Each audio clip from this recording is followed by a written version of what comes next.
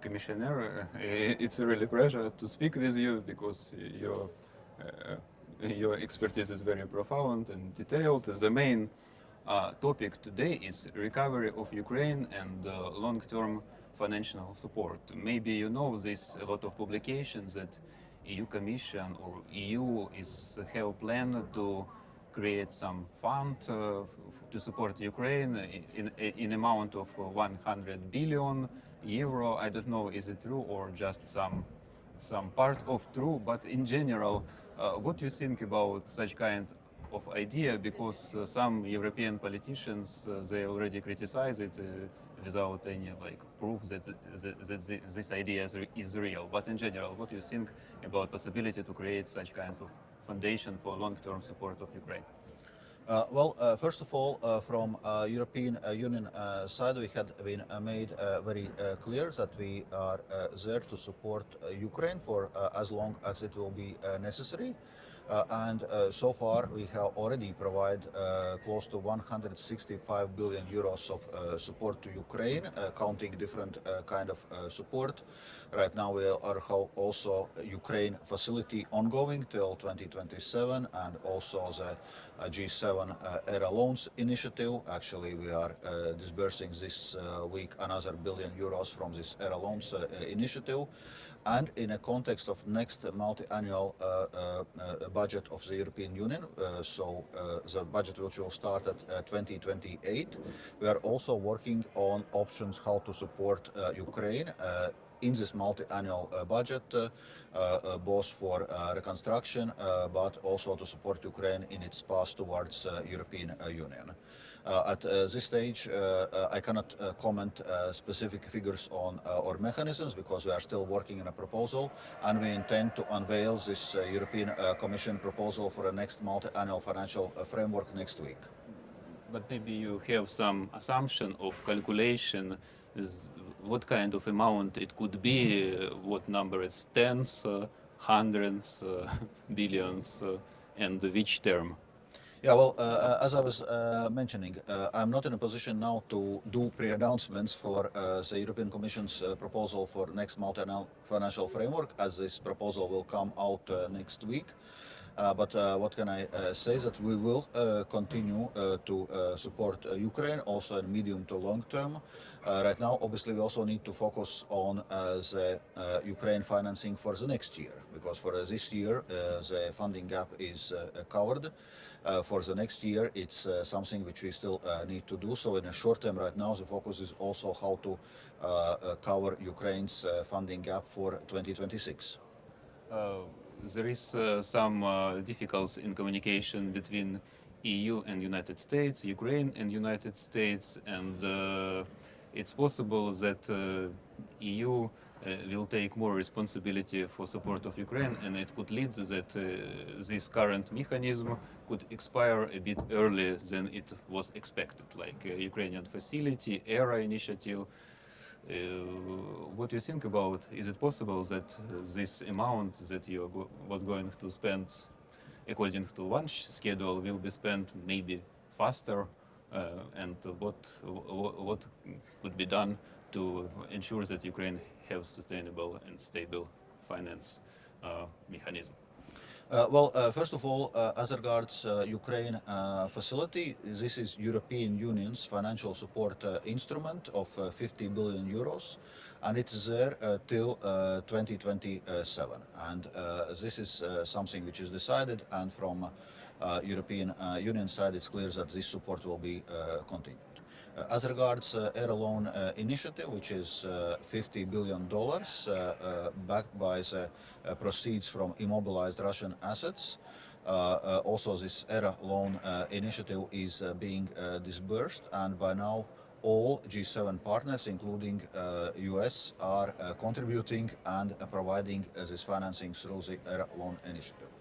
Also, as regards US support, well, we obviously have been following. There has been some back and forth. So what seems to be the case right now, which is welcome news, that US is restarting also military support for Ukraine, because that's obviously it's very important, knowing that Russia is only intensifying its attacks. So it's important really to mobilize all necessary military support for Ukraine right now.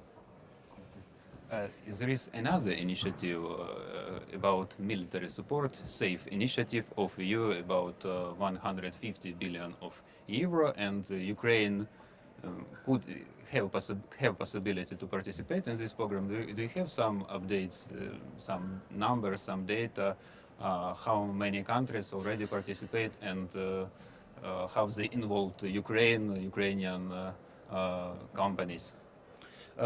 Indeed. So when we were designing this SAFE initiative of 150 billion euros for joint military procurement of EU member states, we fully integrated Ukraine industry in this program. So Ukraine companies can participate in those tenders on the same footing as European Union companies. So the intention is clearly to integrate Ukraine in this initiative.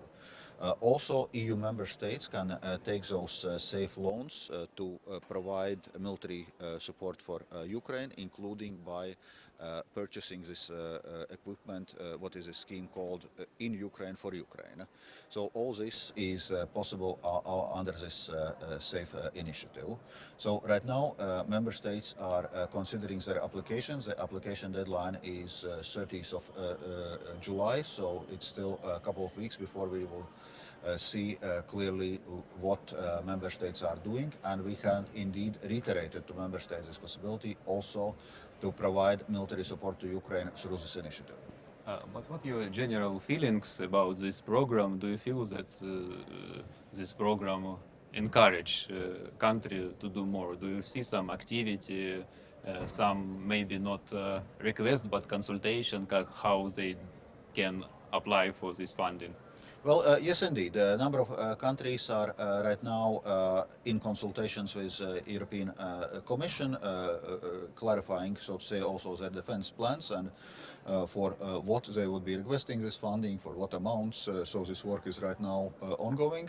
It's worth noting that it's part of our broader Rearm Europe initiative, which allows to mobilize up to 800 billion euros to strengthen EU's defense capacities, EU's defense industry, and we provide more flexibility, fiscal flexibility for EU member states actually to be able to increase this military expenditure. You mentioned very huge numbers for citizens of EU countries, and of course many of them they may ask why we need to spend such huge amount unprecedented on to rearm Europe to be ready to 20-30 years to support Ukraine, to integrate Ukraine in EU. From your perspective, what the main benefits could get EU citizen if Ukraine is a member of EU? First of all, on this increase of defense financing, it's clear that we are facing real risks from Russia. Russia has invaded Ukraine and wages this full-scale war already more than 3 years. Russia is openly talking about invading other countries, including EU and NATO countries. So this is something which we need to take very seriously, and we can only deal with this through the collective effort, through the EU and NATO frameworks. And that's obviously important that all the countries are contributing to this effort, and we know that also NATO has recently set a higher defense spending goal of 5% of GDP. So now it's a matter of implementation of this commitment. As regards Ukraine's path to European Union, this work is ongoing, and it clearly in current geopolitical situation has large geopolitical importance, in a sense anchoring Ukraine firmly in Western democratic values, not leaving it somewhere in the gray area.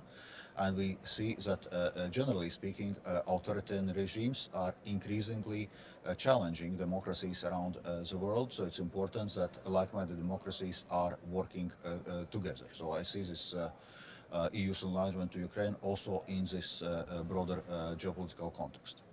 Is it possible to say that Europe would be much weaker without Ukraine than with Ukraine? Well, clearly, and that's why we are also integrating Ukraine in our defense initiatives, our defense efforts already now, because we clearly see the contribution which Ukraine can provide to strengthen our all security in Europe. And for this, obviously, we need to continue strong to support Ukraine right now when it's most needed. You represent in more broader regard Baltic states in EU. Your country and your particular country has own experience of communication with Russia, USSR, and you from historical experience knows that it's not a joke if Russia says that they are going to attack some country, annex to size, to expansion. How it help you to explain your colleagues that this threat is real? Because of course there is some countries that far away from Russia, relatively far away because it's all Europe. And do you use maybe your own experience to persuade your colleagues to make some decision in favor of Ukraine and in favor of European defense? I would say this conversation in Europe has changed. And indeed, Russia's full-scale invasion of Ukraine was this moment which, maybe for some Western countries was like an eye-opener. And finally, they started to fully understand what Baltic states, what Poland, what Finland has been talking all the way along. And obviously, for countries which are bordering Russia, we see this security threat as particularly acute. And right now, what we see is that indeed in European Union, also other countries, Western countries, are listening much more to what we are saying and actually ready to contribute much more to strengthening the security in the EU's eastern flank. As you know, maybe Central Bank of Russia, they under the pressure, as I understood, the industrial sector, lower the interest rate from 21 to 20. It's of course it's not a big difference, but they try to show that it means that European sanction is not very effective. From your perspective, how effective European sanction and could it be tougher, and how they influence the Russian economy? As regards sanctions against Russia, it's clear that we are putting very substantial pressure on Russia. We currently are discussing 18th sanctions package, focusing broad range of sectors, so all our sanctions packages from energy to financial sector to different industrial sectors, dual-use goods, individual sanctions, and so on and so forth. And obviously, we need to continue to put this pressure. Of course, the sanctions would be more effective if they were enacted globally. We know that there are many major countries which are not participating in the sanctions, including China, including India, and so on and so forth. So in a sense, Russia also has some alternatives, both in terms of directing their energy exports and also sourcing certain goods. And we are also engagement with those countries to minimize the bypassing of sanctions. But it's very clear that we need to continue to put this pressure, and we see that Russia's economy is facing mounting difficulties, so there's no time now to somehow move away from this. And if anything, we need to increase the pressure. And the last question, this week it was Ecofin in Brussels, and I understand you correctly, EU is going to pay 6 billion, not pay, send 6 billion euro to Ukraine this December. It's like in advance to make Ukraine more flexible with budget deficit. Indeed. So we are having our macro-financial assistance program in a framework of this G7 air loans initiative. This year we are intending to disburse 18 billion euros. As I was mentioning, this week we are disbursing another 1 billion euros. And this package is backloaded. So indeed we plan to disburse 6 billion euros in December, already to cover a funding gap in Ukraine in early 2026. And in parallel this week, indeed, in ECOFIN we were discussing the funding options for Ukraine for 2026.